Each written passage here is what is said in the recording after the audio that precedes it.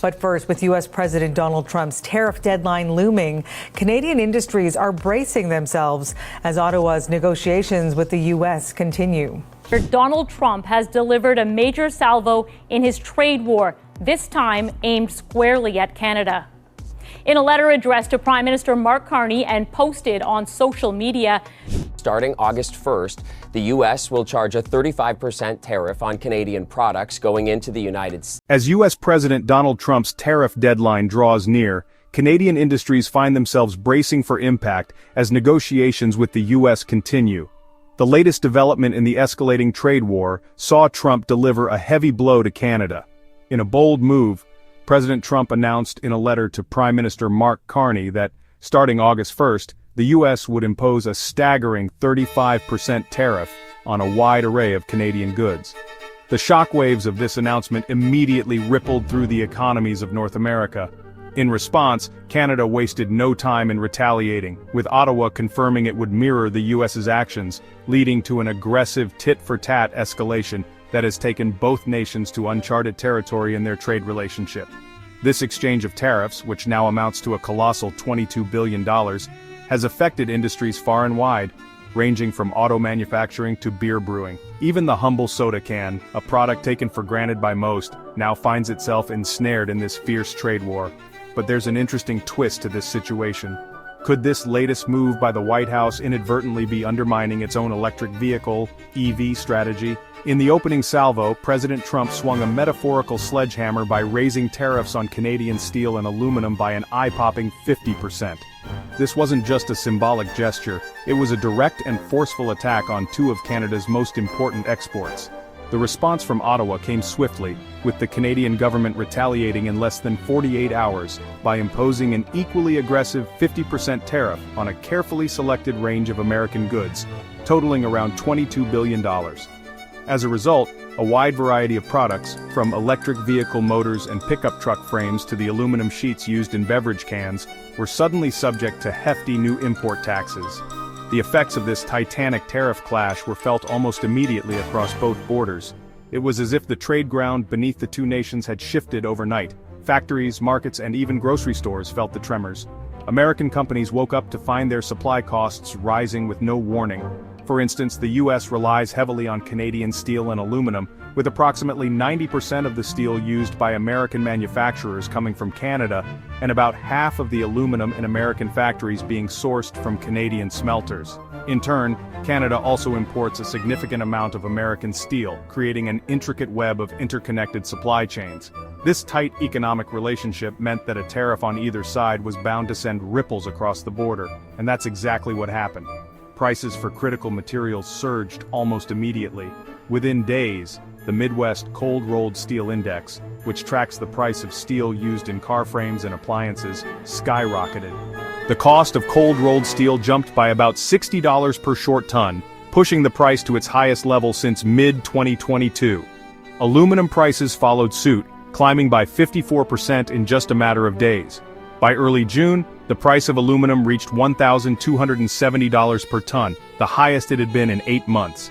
Analysts warned that these price hikes were just the beginning. Some even predicted that aluminum prices could rise to $1,400 per ton if the full effects of the tariffs were felt across the supply chain. For industries relying on these materials, the rising costs felt like the ground was shifting beneath their feet. Consumers, too, began to feel the squeeze. One immediate victim of the tariff dispute was the packaging sector, particularly companies that manufacture cans for food and beverages. Big names like Ball Corporation, Crown Holdings, and Modelo, which produce aluminum cans, sounded the alarm almost immediately after the tariffs took effect. The cost of imported aluminum cans, and the beverages packaged inside them, jumped sharply. The situation was even worse than anticipated, as Canada had not only slapped the 50% tariff on aluminum, but also introduced a 25% surtax on certain finished goods. As a result, aluminum cans that had arrived from the U.S. suddenly came with a massive additional cost. Within just 3 days, the price of a basic aluminum can saw double-digit percentage increases. Beverage companies, many of which were gearing up for summer promotions, warned that they might have to reconsider or even scrap their discount campaigns because their input costs were spiraling out of control. Retailers too braced for price hikes on canned goods as the cost increases trickled down to consumers. The real pain, however, was felt most acutely in the automobile industry, the backbone of North American manufacturing. The tariffs, particularly on steel and aluminum, struck automakers where it hurt most on the assembly lines. Ford, for instance, revealed that its new labor contract, even before factoring in any tariff impacts, had already added around $850 to the production cost of each vehicle. But with steel and aluminum prices now surging by 50%, the cost of manufacturing each car or truck suddenly looked much worse. Automakers were now forced to face a tough decision: absorb the extra costs themselves, or pass them along to consumers through higher vehicle prices. According to an analysis by J.D. Power, the latter option could significantly damage car sales. The report predicted that auto companies might have to shoulder roughly 70% of the added costs themselves if they wanted to avoid pricing consumers out of the market. This meant that companies like Ford, General Motors, and even electric vehicle makers like Tesla might have to accept significantly lower profit margins just to keep their cars within reach of buyers. But even with manufacturers absorbing some of the cost, there was a limit to how much they could shield consumers from the price hikes. If the tariffs remained in place, sticker prices would inevitably creep higher. A study by Anderson Economic Group warned that U.S. consumers could face a whopping $30 billion in extra costs in the first year of these tariffs alone, as the added expenses worked their way into the prices of cars and auto parts. In the case of pickup trucks, which are particularly sensitive to steel and aluminum prices, the added costs could push the price of each truck up by as much as $8,000. A staggering increase. To put that into perspective, this price spike was nearly 10 times the $850 per vehicle that Canada had initially projected as the tariffs' impact on raw materials. And this was just the beginning. If the tariff war continued, the auto sector, particularly the pickup truck market, would be in for a very rough ride. The consequences of this tariff clash are now starting to seep into the electric vehicle industry as well, with the White House's protectionist policies potentially undermining America's own green ambitions. The trade war's unexpected twist is the impact it's having on the electric vehicle, EV, sector, which was once a symbol of America's future in clean energy. The U.S. government's tariff strategy, designed to protect American industries, seems to have set a trap for the very industries it aimed to boost. The tariffs that were meant to shield U.S. manufacturing are now threatening the EV sector, which heavily relies on imports for critical components like motors, batteries, and other materials. The situation became particularly concerning for electric vehicle manufacturers, who source many of their essential components from outside U.S. borders. For instance, EV makers in the U.S. often rely on imported electric motors and battery materials from Canada and other foreign suppliers. Following the new tariffs, these imports have now been subjected to significant taxes, resulting in sharp price hikes for essential EV components. Within just 3 trading days after the announcement, the cost of imported electric vehicle motors from Canada increased by around 12%. Similarly, materials crucial for the production of advanced batteries such as aluminum-coated anode foils and copper separator films saw prices soar as well. This sharp increase in raw material costs is a nightmare for electric vehicle manufacturers, especially since they are heavily reliant on affordable materials to keep production costs manageable. The U.S. government, which has been offering federal incentives for EV buyers, up to $7,500 off the price of a new electric vehicle, might find its own incentive program negated by rising raw material costs. If the price of key materials like aluminum, steel, and battery components climbs high enough, it could absorb the entire tax credit, effectively canceling out any benefit for consumers. In essence, the tariffs would work in the opposite direction of the government's efforts to make EVs more affordable and to stimulate growth in the electric vehicle industry. Instead of making electric cars more accessible, the increased cost of raw materials could push the price of these vehicles higher, even with the tax credit in place. This development couldn't come at a worse time. Electric vehicle manufacturers are just beginning to ramp up production and entice consumers to shift to greener transportation options. Now the possibility of price hikes threatens to stall the momentum of this burgeoning industry. The ramifications of this situation were evident within weeks of the tariff exchange. North America saw record jumps in the cost of raw materials, and industries that relied on aluminum and steel found themselves facing unexpected financial burdens. The auto sector, for example, was forced to grapple with higher production costs, and manufacturers were left with a difficult decision: swallow the costs or pass them on to consumers. The result was a dramatic increase in the price of vehicles, especially pickup trucks, which rely heavily on steel and aluminum. As manufacturers tried to balance costs, it became apparent that consumers would likely bear some of the burden. For automakers like Ford, General Motors, and Tesla, the tariffs brought tough financial decisions. In order to protect their margins, many manufacturers found themselves absorbing more of the cost increases than they initially anticipated. Despite these efforts, there was a limit to how much they could shield consumers from price hikes. As a result, the potential impact on vehicle prices in the first year of the tariff exchange could amount to billions of dollars. The financial strain didn't just affect automakers. It rippled out to other industries as well, particularly those involved in manufacturing beverage cans. With the price of aluminum rising sharply, beverage companies were also forced to adjust their pricing strategies.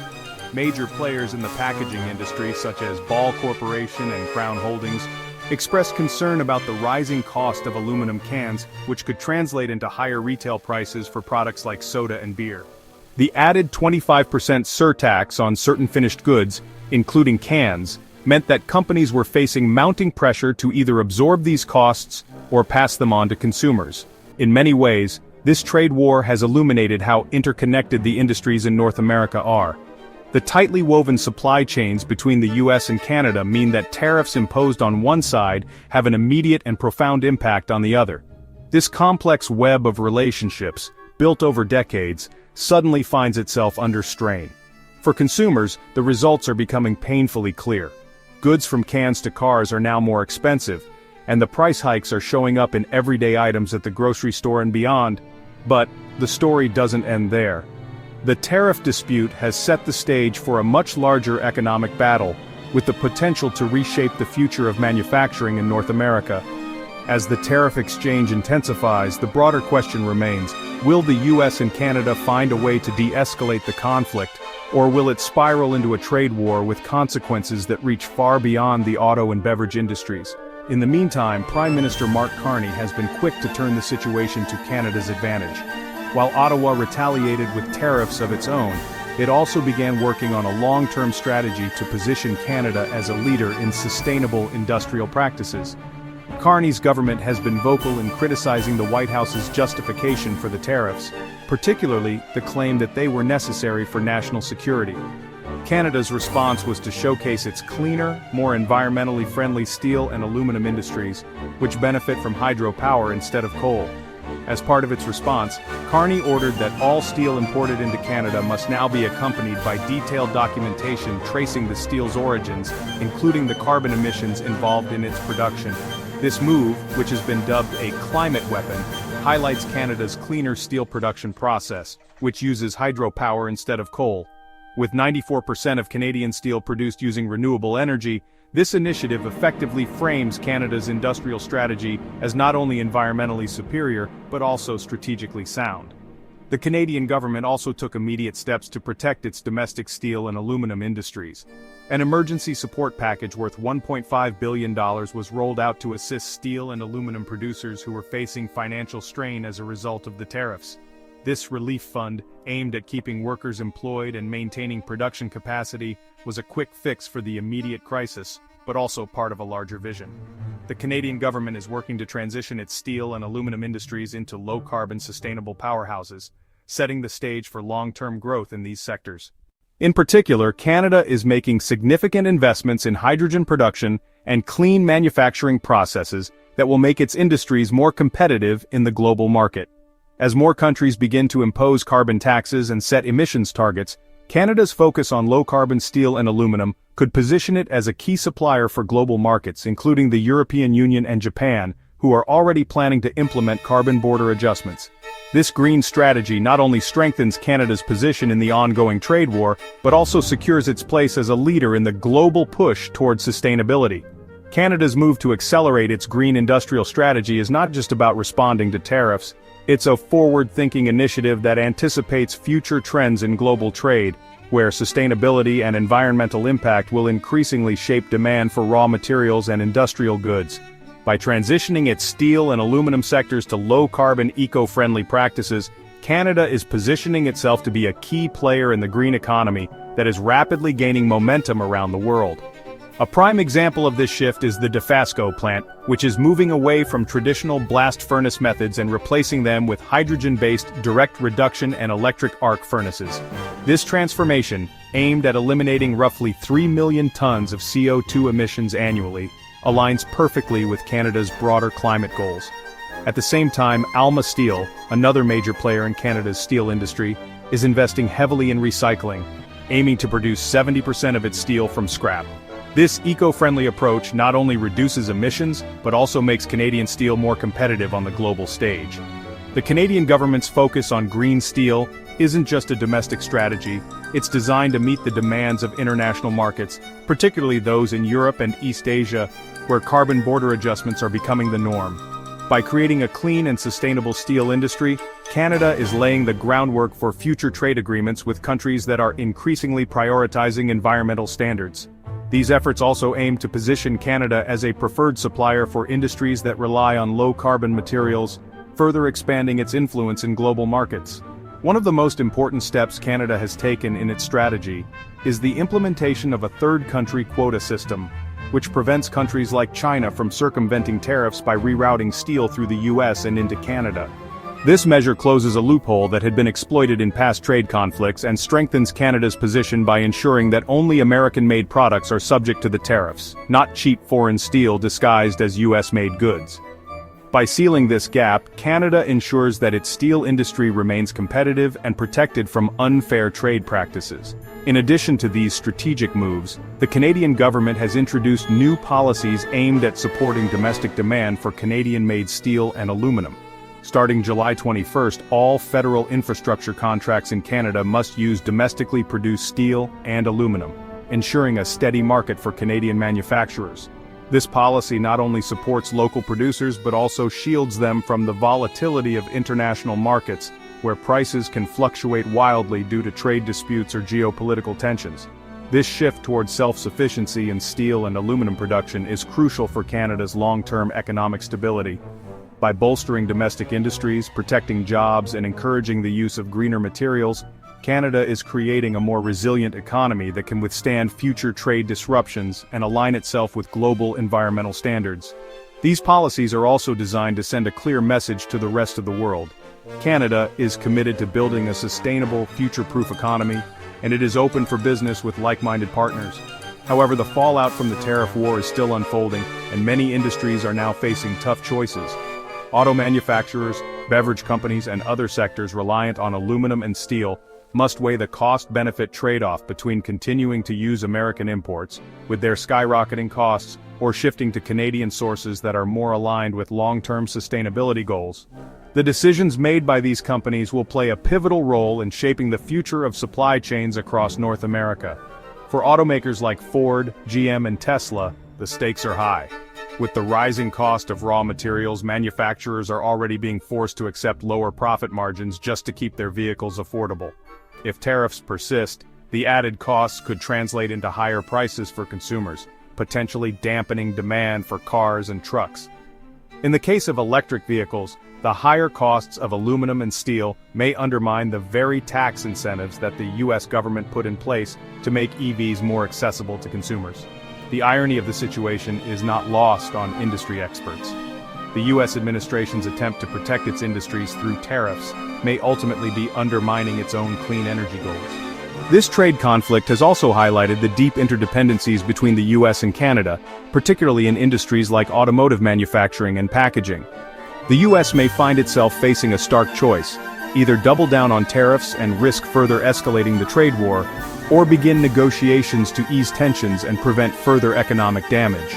On the other hand, Canada is steadily advancing its own industrial strategy, which is not only protecting its domestic industries but also positioning itself as a global leader in sustainable manufacturing.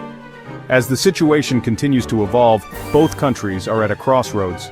President Trump faces a pivotal decision: pull back from the brink and seek a negotiated solution, or continue down the path of escalating tariffs, risking further damage to both economies. Trade experts have warned that if both sides continue to raise tariffs, the economic damage could be significant, with the potential to slow growth across North America and even the global economy. For Canada, the strategy is clear. Continue to pursue a three-pronged approach that combines retaliation with sustainable investment and international legal pressure. By pushing back against unfair trade practices, building a low-carbon industrial base, and garnering international support, Canada is positioning itself as a key player in the global green economy. Whether or not the U.S. will choose to engage in meaningful negotiations remains to be seen, but the next few weeks will be critical in determining the future of North American trade and the broader global economy. Prime Minister Mark Carney's approach has been bold, calculated, and deeply tied to long-term trends in international trade and climate policy. The gamble is that by showing leadership on environmental issues and positioning Canada as a supplier of clean, sustainable materials, the country can not only survive this trade war, but emerge stronger. With the right strategies in place, Canada has the potential to redefine its role in the global economy, leading the way toward a more sustainable, resilient future. The big question now is whether North America will be able to pull back from the brink of a full-scale trade war and find a path toward cooperation, or whether the conflict will spiral into something far larger, affecting industries and consumers across the continent. The stakes are high, and the world is watching closely. The outcome of this trade dispute will have profound implications not only for the U.S. and Canada, but also for the future of global trade and the transition to a sustainable, low-carbon economy.